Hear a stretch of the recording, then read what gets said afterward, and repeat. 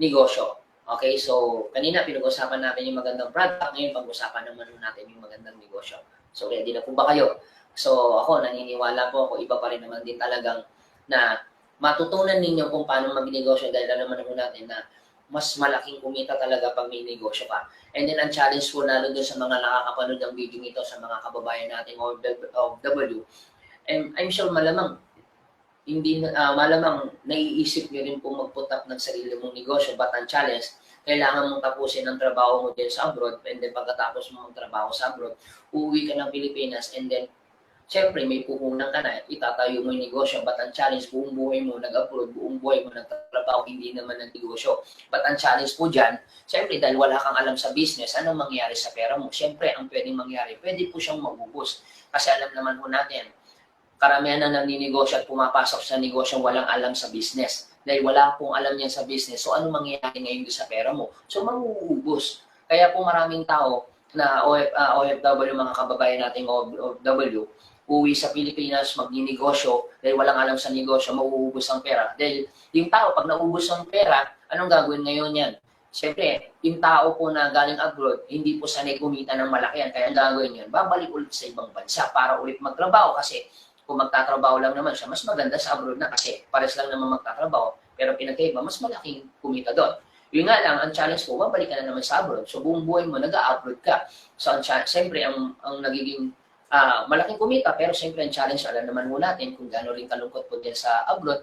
Alam naman po natin, pag hindi rin natin kasama yung pamilya po natin, so iba pa rin naman din yung kumikita ka ng malaki na kasama mong pamilya. Minsan, ang laki ng perang pinapadala natin sa pamilya ninyo o pamilya natin, laki ng pinapadala. Nga lang, minsan, hindi rin natin maiwasan na may mga tao din nangungulila kahit gano'ng kalaki din yung perang pinapadala.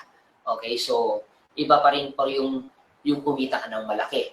Kaya this is a great opportunity na you can do this online marketing. Kaya meron ho tayong live webinar na pipilitin ho natin. Hindi po pipilitin, gagawin talaga natin na magkakaroon ho tayo ng live webinar araw-araw na hindi ka na mamumroblema kung paano mo ipapaliwanag ang negosyong ito. Dahil kami po mga may-ari mismo ang magpapaliwanag ng negosyong ito para at least isa kami talaga na tutulong sa iyo na hindi ka mahihirapan dahil alam naman ho natin, may mga kababayan din tayo OFW na humahataw na part-time lang talagang ginagawa. Okay, dahil kahit part-time mo itong gawin and hindi mo na kailangan iwan ng trabaho mo. Okay, o kaya naman na habang nandiyan ka, pwede mo na ito umpisahan, pwede mo na ito gawin. And then, isa kami sa tutulong sa iyo. Ang trabaho mo lang, just share this link. And then, pag may live webinar, share mo lang yan sa mga kaibigan mo, kakilala mo. And then, the moment na share mo, ito na, set up na ang live webinar mo, kami na, ang isa sa mga tutulong at gagawin natin yung negosyong ito ng sabay-sabay. Okay? So yan, so, this is a great opportunity na kailangan mo makita kung gaano kagandang negosyong ito. Okay? So, this is a great opportunity na malay mo, na pag ginawa mo tong negosyong ito kahit part-time, na pag ikaw kumita ng malaki, darating ang time, malay mo, yan na ang huli mong pagpunta sa abroad. Bakit? Pagdating ng panahon na kumita ka ng malaki, hindi mo na kailangan bumalik pa sa abroad o hindi mo na kailangan mag-abroad. At least, ang maganda niyan, kasama mo na pamilya mo, na habang kumikita ka ng malaki, kasama mo na rin ang pamilya mo. So, guys, pag-usapan natin ang business opportunity. Yun nga lang, ang challenge po, pag negosyo pinag-uusapan, ang problema lang talaga dyan, hindi po lahat ng tao po ay business-oriented. Karamihan po ng tao po career-oriented. Kaya yun nga lang, pag pinag-uusapan ng negosyo, hindi po lahat ng tao open-minded po pagdating sa business. Kasi karamihan po ay career-oriented. Okay, yun nga. Siguro mas maganda pag-usapan po natin. Bakit po negative po ang tao po pagdating sa business? Okay, kasi may mga tao po na negative ang perspective nila pagdating sa business. Gaya na sinabi ko, kasi nga, hindi sila business-oriented. Okay, ano po ba yung mga negative perspective ng tao kung bakit hindi nakakapag-decide mag-business? Alam niyo po, bigyan niyo po ako ng ilang minuto para mas ma-realize mo kung bakit kailangan mo pumasok sa negosyo. Kung bakit kailangan mong mag-decision. At least, maski pa paano, meron kang paghuhutan, kung meron kang dahilan kung bakit mo talagang gagawin itong negosyong ito. Kung bakit kami, baliw na gawin ang negosyong ito. Kasi nakita namin kung bakit kami mag-business. Okay, ano po ba yung dahilan kung bakit ang tao hindi makapag-decide mag-business o bakit hindi makapasok? Una, pwede mo sabihin mo, Anthony, okay lang yung negosyo kaso nga lang wala naman akong pera. Tama po ba yun? Kaya kung ikaw ngayon na nasa abroad, ng iba, nag-iipon pa. Pero guys, hindi mo kailangan mamuna ng malaki. Pero mamaya papakita ko sa iyo kung bakit. Yan ang dahilan kung bakit lahat ng tao o yung ibang tao na walang alam sa, na hindi business-oriented, ang laging dahilan, Anthony, okay ng negosyo, kaso nga lang wala naman akong pera. Pangalawa, Anthony, okay ng negosyo, kaso nga lang wala naman akong time. Alam niyo po, wala namang kaso kung wala kang oras. Kasi nga lang, meron pong mas worse. Wala nang time, wala pang pera. Pangatlo, ito isa sa mga dahilan kung bakit ang tao hindi makapag-decide mag-business. Ano? Anthony, okay ng negosyo, kaso nga lang wala akong alam. Kagaya niya, nasa abroad ka, pwede mo sabihin sa akin, Anthony, wala ko naman ako alam dyan eh. Pero don't worry. Kasi bakit? Ano po bang negosyo na inumpisa mo na alam mo na? Siyempre, normal lang na wala kang alam kasi lahat naman na nag-uumpisa, wala naman talagang alam. Pero guys, lahat naman ng alam mo, lahat naman yan, inaral mo. Hindi po issue wala kang alam kasi pwede naman siyang aralin, pwede naman siyang matutunan. And in fact, isa po kami o isa ako na pwede magturo sa iyo para magkaroon ka ng alam. Ito pa, pwede mo sabihin sa akin, teka lang Anthony, okay ang negosyo kaso nga lang, hindi ko linya yan. Okay, kagaya niyan, nasa abroad ka, pwede yung isipin yan, hindi ko linya yan. Okay, pwede mo rin isipin din sa akin na, pwede mo rin sabihin, teka lang Anthony, okay negosyo kaso nga lang, hindi ko hilig yan. Guys, marami rin pong tao sa labas, marami rin tao na alam mo rin, na ginagawa niya yung linya niya, ginagawa niya hilig niya. Pero ang tanong, kamusta ang buhay? Di ba? Wala din.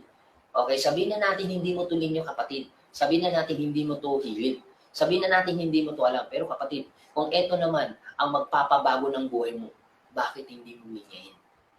Okay, marami pong tao na nag-abroad na hindi naman nilinya.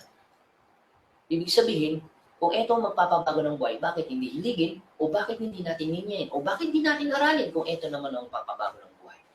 And then lagi pa naman, ito pa lagi sinasabi sa akin, Anthony, okay ang negosyo mo, kaso nga lang risky yan. Naku, malulugi lang ako dyan. Okay, meron pong mas worse, no? Eh ano naman malulugi? Eh kasasabi lang ng ibang tao, ano naman malulugi? Eh wala naman pera. Okay? So guys, alam niyo po, malulugi lang naman ang isang tao pag ginawa mo ng mali.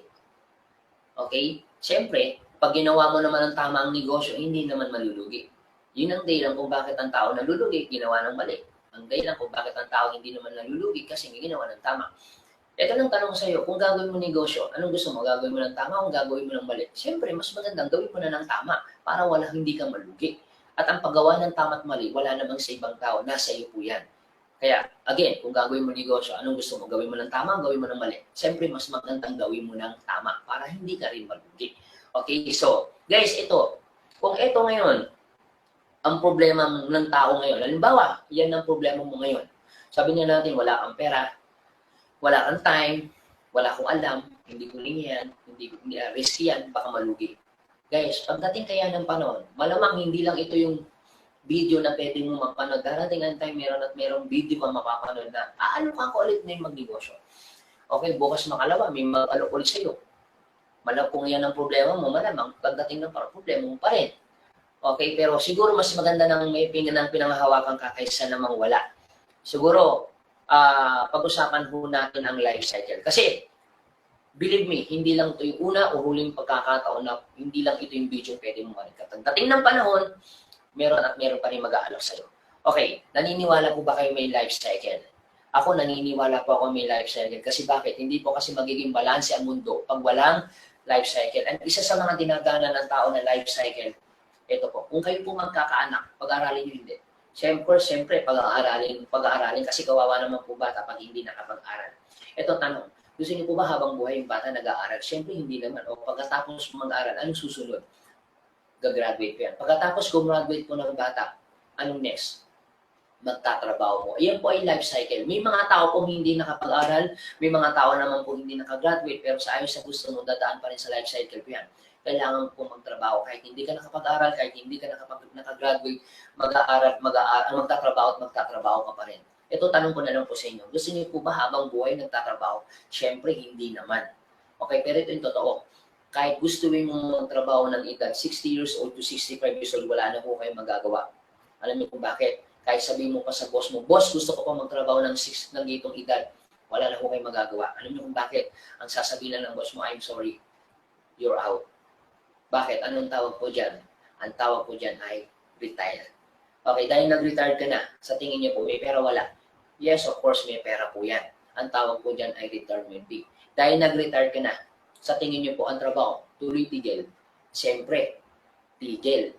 Dahil tigil po ang trabaho, ang sweldo kaya, tuloy tigil. Siyempre, tigil. Dahil tigil po ang sweldo, sa tingin niyo po, ang perang pinaghirapan, maubos hindi. Siyempre, mauubos. Ang tanong ko po sa inyo, para hindi maubos ang pera, ano ang gagawin mo? Di ba, business? So, ibig sabihin, ang nagiging option ng tao, pagdating ng panahon na nag-retire, ang nagiging option para hindi maubos ang pera, nagninegosyo. Alam niyo kung bakit ko sinabing maubos? Simple. Tandaan ninyo, kahit gaano kalaki ang pera, kung ang pera po palabas, hindi po papasok, ang pera maubos at maubos po yan. Kahit gaano kalaki ang pera. Okay, so ang tanong na lang dito, para hindi maubos, ano ngayon ang gagawin mo? Okay, ang nagiging option ng tao po papasok sa business. Ngayon, kung papasok ka lang naman pala sa business, babalikan natin ito. Balikan natin ito.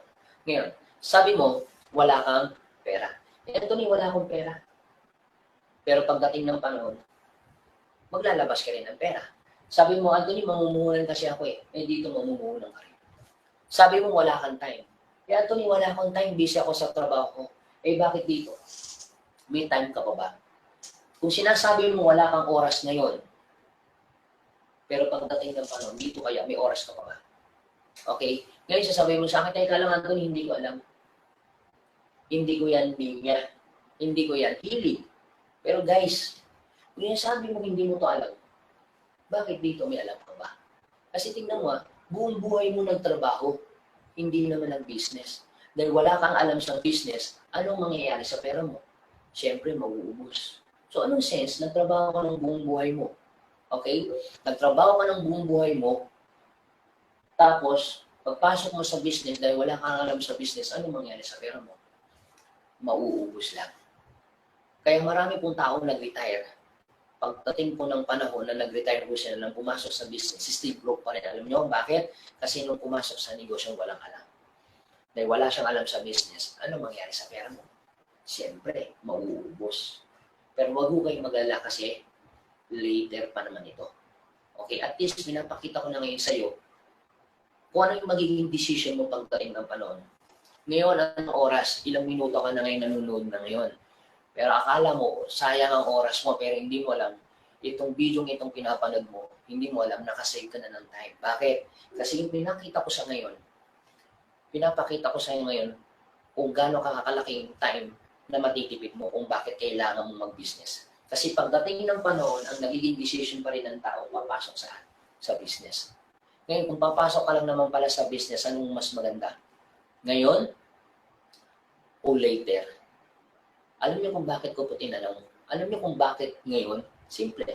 Pag ngayon ka pumasok ba mag-business, ngayon ka nag-decide, ngayon mo ginawa ang negosyo, sa tingin mo, ngayon mo inaral ang negosyo, ngayon mo matututunan, syempre, ngayon ka rin kikita. Pag later ka pumasok mag-business, later mo ginawa ang business, later ka nag-decide mag-business, later mo matututunan, later mo inaral, later mo rin matututunan. So later ka rin kikita. Ngayon kung tatanungin kita, na ikaw ngayon nanonood ng video nito, kung papasok ka sa business, anong mas maganda? Ngayon o later? Alam niyo kung bakit ngayon? Alam niyo kung bakit ngayon? Kasi simple, pumasok ka ngayon, pumasok ka later, para sa lang po yan, pumasok ka pa rin. Pumasok, nag-decide ka ngayon, mag-decide ka pa rin, mag-decide ka pa rin. Gawin mo ngayon, gawin mo later, pares pa rin yan, gagawin mo pa rin. Kaya kung papasok ka lang naman sa business, ano gusto mo? Ngayon o later? Okay, what if ngayon ka pumasok? Eto ka. Sabihin na natin, 25 years old ka. Ngayon ka nag-decide, ngayon ka pumasok, ngayon mo ginawa. 25 years old, 5 years from now, ilang taong ka na? 30 years old. Halimbawa, 25 years old ka, 5 years from now, ilang taong ka na? 30 years old. What if lumipas ang 5 taon, sa edad mong 30, eh paano kung nag-fail ka? Yan po kasi yung dahilan kung bakit yung tao hindi makapag-decide pumasok sa business kasi natatakot mag-fail. Pero guys, ito naman sasabihin ko sa'yo, okay lang naman mag-fail ka. Alam mo bakit? Kasi bata ka pa oh. So ibig sabihin, lalo na kung ikaw ngayon nanonood ng video ito, 20 anyos ka pa lang, edi 25 years old ka pa lang. Ibig sabihin, okay lang naman mag-fail, at least bata ka pa. Tama? Kaysa naman, dito ka mag-fail, eh what if 65 years old ka, 5 years from now, ilang taong ka na? 70. Eh what if kung sabihin ko naman sa'yo, mag-fail ka din. Tama po ba? Dito, okay lang mag-fail ka, at least bata ka pa, pwede mo pa ulitin. Eh dito kaya, Pag nag-fail ka, pwede mo pa kaya ulitin dito? Hindi mo na pwede ulitin yan. And wish ko lang kung mauulit mo pa yan. So, yun ang challenge ko dyan. Okay, what if kung sabihin ko naman sa'yo, paano naman? Hindi ka nag-fail. Paano naman kung nag-succeed ka? So, ang advantage niyan, bata ka pa, successful ka na. Bata ka pa, milyonaryo ka na. Ano ngayon yung pakiramdam mo, bata ka pa? Bata ka pa, mayaman ka na, bata ka pa, milyonaryo ka na. Diba? So, ibig sabihin, mas maganda na yung maaga kang pumasok, maaga kang magiging successful, mas may enjoy mo pinaghirapan mo. What if, sabihin na natin, eto ka, 70 years old ka.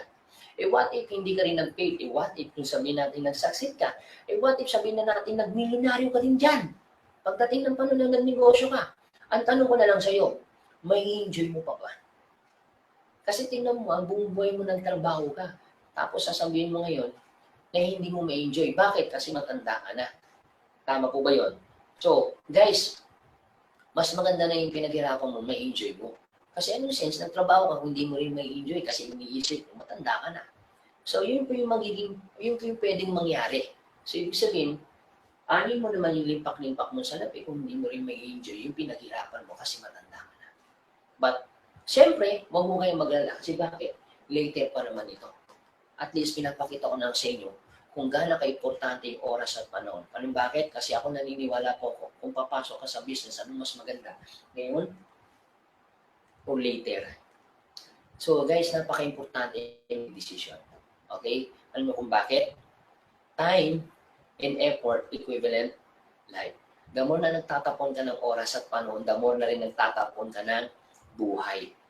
So, gaano pa karaming oras ang panahon ang itatapon mo o gaano pa karaming oras sa panahon o buhay ang itatapon mo para lang pasukin mo ang negosyo nito. So, guys, napaka-importante ang decision. So, ang decision po nasa iyong kamay pa rin. You need to decide. Alright? So, guys, decide now. Okay? Ngayon, kung tatanungin kita, kung papasok ka sa business, anong mas maganda? Ngayon o later? Nasa kamay mo ang decision yan. Okay, so ngayon kung nakapag-decide ka na at willing ka na, sige, pag-usapan natin ang negosyo. Okay, ano naman ang negosyo kung sakaling papasok ako? Kung papasok ka sa negosyo, ito yung pwede kong isuggest. So, meron kang dalawang option. Okay, mas maganda na may pagpilian ka kaysa namang wala. Okay, unang isasuggest ko sa negosyo. Okay, dahil nakapag-decide ka na mag-business, pwede mo ito part-time, pwede mong gawin ito. Ito ngayon, ang isasuggest ko po ay network marketing. Ngayon, pwede mo nang sabihin sa akin, teka lang, Anthony, dami mo sinabi. Kanina pa ako nanood ng video, in the end, network marketing pala yan. Nako, alam niyo po, naiintindihan ko kung bakit may mga tao po na hindi makapag-decide pasukin ang ganitong negosyo. Pero guys, ito kasi yung ginagawa namin. Marami na pong taong naging successful sa network marketing. Marami na taong naging yumaman na nagbago ang buhay because of network marketing. Although may mga tao rin po nag-fail because of network marketing. Yun nga lang guys, bigyan niyo ako ng pagkakataon para makita ninyo ano po bang advantage ng network marketing. Okay, ito lang, pero bago lahat, syempre, gusto kong malaman ninyo, malamang ito yung nasa isip mo kung bakit hindi ka makapag-decide. O, may mga tao na negative ang perspective nila pagdating sa network marketing. Una, Anthony, ayaw ko nagbebenta. Maaaring ikaw ngayon na nakakapanood ng video ito, maaaring yan ang iniisip mo. Or, pwedeng ito. Anthony, ayaw kong nakikipag-usap.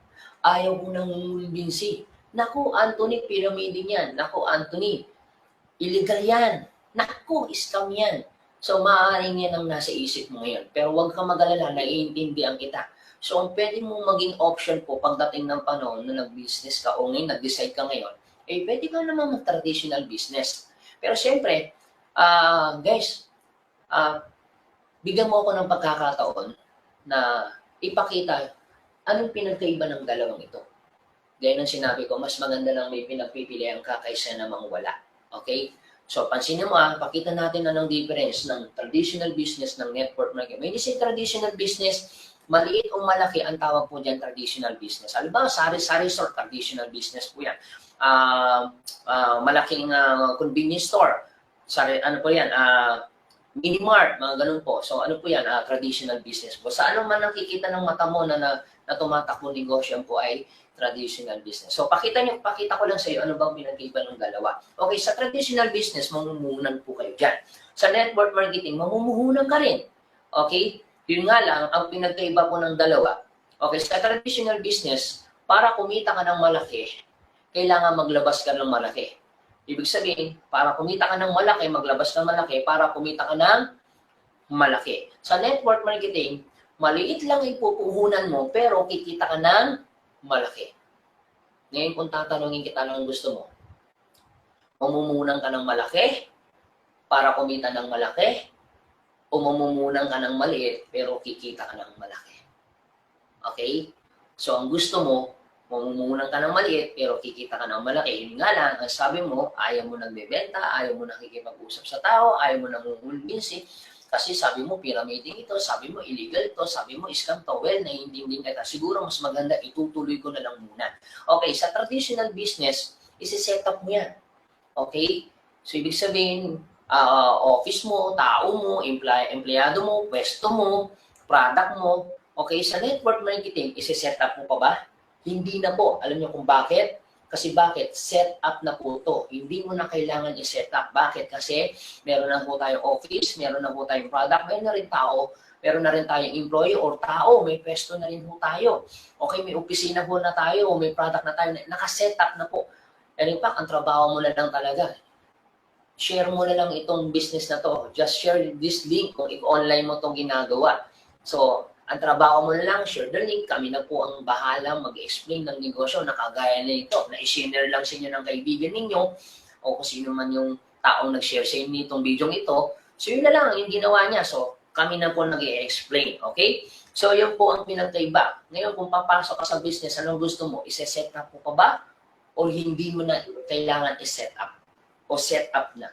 Okay, siyempre, ang gusto mo, hindi na kailangan i-set up. Yun nga lang, ang challenge po, maaaring nasa isip mo pa rin ako, Anthony, nga lang, ayaw mo nagbebenta, ayaw mo nakikipag-usap sa tao, ayaw mo nangungulbisi, sabi mo, pyramiding ito, sabi mo nga lang, illegal to, sabi mo to, scam to. Well, naiintindihan kita. Siguro mas maganda ituloy ko na lang muna. Okay, sa traditional business, i-operate mo yan. When you say operation, patatakbuhin mo yan. Kuryente, tao, okay, babayad ka ng tao, babayad ka ng pwesto. So, ibig sabihin, kuryente, tao, pwesto.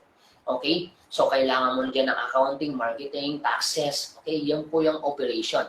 Okay, sa network marketing, may operation din po. Yes, i-operate mo. So, paano mo naman ito i-operate? Simple na naman. Just share the link. Basta may internet ka. Okay? Basta nakakapagano ka. Ito, kagaya nito, online marketing. Or, ito, pag inoperate mo, ito lang sa kasimple. Use the product. Gamitin mo yung product. Pag inoperate mo, share the product. Ano pa? Then invite. So, ang pag-i-invite na ngayon, ito, online na rin. So, hindi ka na rin mahirapan para puntahan mo yung prospect mo kasi halos lahat naman ng tao naka-Android na, halos lahat naman ng cellphone po, may internet na. So, may mga free wifi na po. So, you can do this na po to online. Hindi na po siya hassle. Okay, so, ang maganda nito sa negosyo mo nito, sa network marketing, wala ka nang babayarang kuryente, wala ka nang babayarang tao, wala ka na rin babayarang pwesto. So ngayon, kung papasok ka sa negosyo, ano gusto mo? Okay, may binabayarang kuryente, may binabayarang tao, may binabayarang pwesto, o wala ka nang babayaran. Okay, alam ko nasa isip mo, gusto mo, wala ka nang binabayarang kuryente, tao, pwesto. Yun nga lang, nagsabi mo, ayaw mo nagbebenta, ayaw mo nakikipag-usap sa tao, ayaw mo namumulbisi, sabi mo, pyramiding to, sabi mo, scam to, sabi mo, illegal to. Well, naiintindihan kita, siguro itutuloy ko na lang muna. Okay, ituloy ho natin. Okay, what if sa traditional business mo, traditional business, nagtayo ka ng negosyo mo, alimbawa, sari-sari store, galing ka ng abroad, muwi ka dito sa Pilipinas, nagtayo ka ng sari-sari store mo. Okay, what if, sabihin ko sa'yo, what if walang bumili sa sari-sari store mo? Ang tanong, may kita ka? Wala.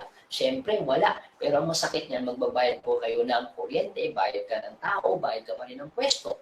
Okay, what if sa network marketing mo, sabihin din natin wala rin bumili. Siyempre, wala ka rin kita. Pero okay lang yan. At least wala kang binabayarang kuryente, wala kang binabayarang tao, wala ka namang binabayarang pwesto dahil kami na po ang nagbabayad po niyan. Okay? So, what if sa sari-sari store mo may bumili? Okay, siyempre, may kita ka. Yun nga lang, ang totoo, bayad ka pa rin ng kuryente, bayad ka pa rin ng tao, bayad ka pa rin ng pwesto kahit may bumibili. Okay, what if kung sabihin ko naman sa iyo, may bumili. May bumili sa business mo. Pero ang maganda niyan, wala ka namang binabayarang kuryente. So, kung may kita ka, na wala kang binabayarang kuryente, tao, pwesto. Alam niyo po, sa negosyo, importante, ma-eliminate mo yung ganyang senaryo. Siyempre, alam naman ho natin, napakagastos pag inoperate mo yung negosyo mo yan. Okay, ngayon kung papasok ka sa negosyo, anong gusto mo? May binabayarang tao, pwesto, or wala na. Okay? Yun nga lang, siyempre, ayaw mo nagbebenta, ayaw mo nang umumbinsi, ayaw mo nakikipag-usap sa tao, sabi mo, pyramiding to, scam to. Okay, well, naiintindihan kita dyan. Siguro mas maganda, bottom line pa rin, nire-respeto po namin yan kasi maaaring nasa isip mo pa rin na kahit hindi na kailangan setup, o nga, maliit na pupunan ko, Anthony, o nga, Anthony, wala na akong babayarang kuryente tao, kaso nga, ayaw ko pa rin nagbebenta ng umumbinsi. Alam niyo guys, naiintindihan ko pa rin. So, bottom line, nire-respeto pa rin namin ang decision. Pero ito sasabihin ko sa iyo, lahat ng ayaw mo dito, gagawin mo rin dito. Gusto niyo patunayan ko. Halimbawa, tinayo niyo po yung sari-sari store mo. Pag-uwi mo sa Pilipinas, okay? Nag-decide ka, nagtayo ka ng sari-sari store. Tama? Sabi mo, ayaw mo nang bebenta. Okay, what if may kumatok sa negosyo mo? Kumatok sa sari-sari store, sasabihin ng customer, pabili nga po. Pwede mo ba sabihin, naku Anthony, hindi ako nagbebenta. O di ba sabi mo, ayaw mo nagbebenta. Tapos what if dito sa sari-sari store may kumatok? Naku Anthony, ayaw ko nangungumbinsi. Ayaw ko nakikipag-usap. Ibig sabihin, lahat ng ayaw mo dito, gagawin mo rin dito. Ibig sabihin, magbebenta ka pa rin. Ibig sabihin, mangungumbinsi ka pa rin. Ibig sabihin, makikipag-usap ka pa rin sa tao. Ibig sabihin, lahat ng ayaw mo dito, gagawin mo rin dito. Yun nga lang, ang reality dito sa negosyo mo yan, the moment na ginawa yan, dahil first time mong mag-business, walang magtuturo sa'yo, walang mag-guide sa'yo.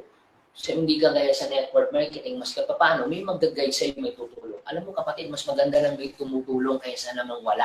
So, kagaya ng negosyong ito, isa mo kami sa tutulong sa inyo. Okay, so with that guys, so ngayon, nasa iyo na po ang decision. Okay, nasa sa iyo na lang kung anong negosyo papasukin mo. Ngayon, tatanungin kita, ano ngayon ang negosyo pa? Ano na ngayon ang negosyo ang gusto mo? Traditional or network marketing? With that guys, nasa iyong kamay ang decision. So, importante po ang mag-decide. Okay? So, nakita niyo naman ano po bang advantage and disadvantage. With that, guys, so ngayon, pag-uusapan muna ngayon natin negosyo. Sige ngayon, sabi na natin, Anthony, nakapag-decide na ako. Sige, Anthony, kung papasok ako sa negosyo mo, okay, kung papasok ako sa networking, paano ko ba yan uumpisahan? Paano ko ba yan gagawin? Okay, so ito po, mabilis lang po to. So, pag-usapan na natin kung ikaw ay nakapag-decide. Simple lang po to. Okay, kailangan mo lang po maging I1 dealer po, okay? So, ang tanong, Anthony, paano ba ako magiging I1 dealer po dyan? So, meron po tayong 4 step, okay? Ano po ba yung 4 step? So, at least kailangan mas at least 18 years old po kayo pataas. Pangalawa, at least kailangan meron po kayong dealer sponsor. Kung sino po yung nagpadala ng video ito o nag-share ng video ito, yan po yung dealer sponsor mo. Okay, mamaya pagkatapos ng video ito, pagkatapos ng aking presentation, kontakin mo na agad yung taong nagbigay